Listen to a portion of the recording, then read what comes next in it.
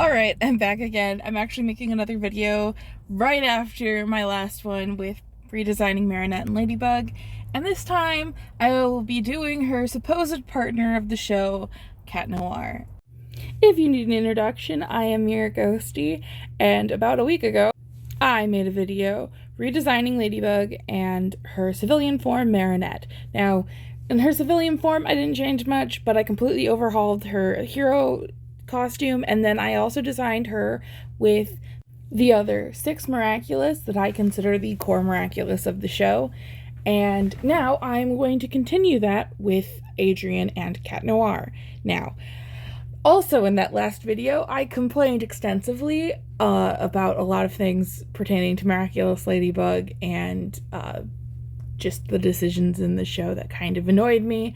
But contrary to popular belief, I did enjoy the show for a while, and sometimes I still find it kind of entertaining, despite the moments of frustration that the show does actually bring me. So today instead, I'm going to kind of just go over what my thoughts were as I was redesigning Adrian, ChatNoir, gave him every possibility with the core 7 Miraculouses, and then redesigned ChatNoir from the alternate universe episode that we got. So, starting off. Civilian Adrian. Not a big fan of him. He's kind of my least favorite character in the show. But for my design, I try to invoke the fact that he is the son of a fashion designer and a model himself, and that he doesn't have control over his life. So lots of skin covering, lots of very sleek and form-fitting and simple. At its core, it's just a very simple design. Honestly, kind of boring, because I also find him kind of boring, but it's okay. Then I moved on to Cat. I was like, okay, ChatNoir, this is going to be fun.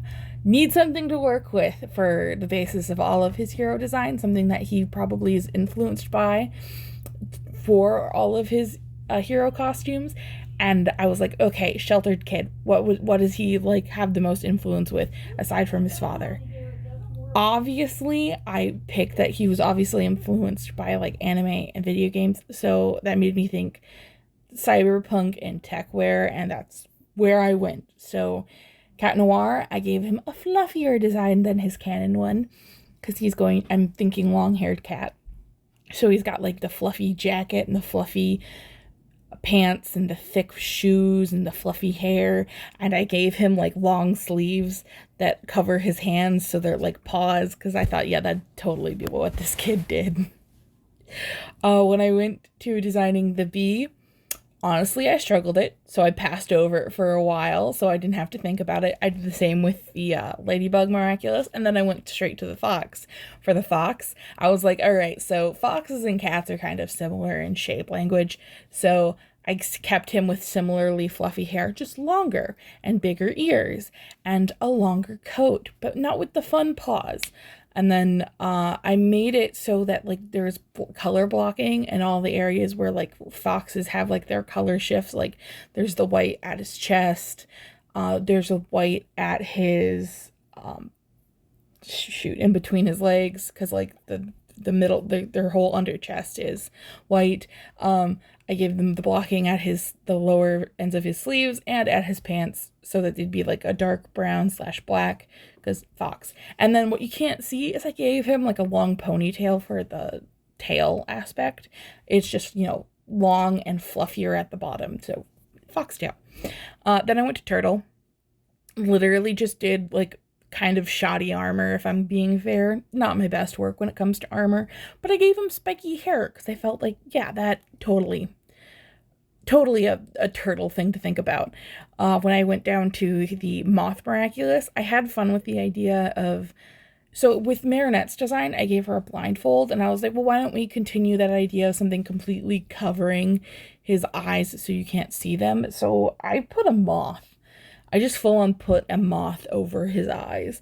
I gave him cute little antenna, and then they kind of look like lower antenna at the ends of his sweater, but I tried to make them look kind of like a Luna moth at wing ends, because I thought those were pretty, and I thought that would be really cool for silhouette purposes. When I went to Peacock, I was like, okay, I kind of want to do something interesting for the head again. So I went the hood route. I struggled a bit with how to get the hood and a long jacket to line up that wouldn't look like Felix's peacock design. So I struggled a bit, but I figured it out, gave him an asymmetrical collar, made his coat look longish. I wanted to do trench coat, but I couldn't advocate for making that look cool. And then later at the end of this, I had to go back and remember to give him hair, which is just like very framing face and messy. And then I finally went back and I designed the ladybug, which is more color blocking, where I just lowered the amount of red and black polka dots because they frustrate me. If that was the reason, if literally the Ladybug Miraculous was why we didn't get this 2D animated, was because of polka dots, you just make less polka dots. Not to be angry about that. And then, you know, fully colored on screen now, we have the Bee Miraculous, which is my least favorite design that I did. And I think it's really because of stripes. I struggled to figure out how to do his stripes. I was thinking like, oh, make something cool with straps. But I think the reference I looked at that gave me most of my inspiration was just not the best one to pick. I could have figured out something better, but I am not going to fix it because I don't want to spend more time on this than I already have. Finally, one of the most interesting things that actually carries out through all of my hero designs that I did, but I didn't get to show this with Marinette, but all of the hero costumes, the eyes match their kwamis. So I thought it would be something kind of cool that's kind of consistent amongst all miraculous holders. This gives us a bit of a better reason why people can't identify the miraculous holders while they're not in costume. It's because there are just enough kind of alien, inhuman aspects that it's like really hard for you to picture them without them to figure out who they are in civilian form. Now, this is where I get into redesigning ChatNoir and the Bad Universe Adrian. Obviously, using my redesign of Adrian and ChatNoir as a base, I started making my changes. And when I say changes, I mean I just kind of made the existing Adrian design, or alternate Adrian design, just more aesthetically pleasing to look at. All I truly did was just gave him ripped jeans, a ripped up shirt, combat boots, and then an obscene amount of jewelry. So there's like chains, there's a bunch of rings, there's like 3 different necklaces, 2 nose piercings, a lip piercing, a bunch of ear piercings. Like I went really fun on all the accessories.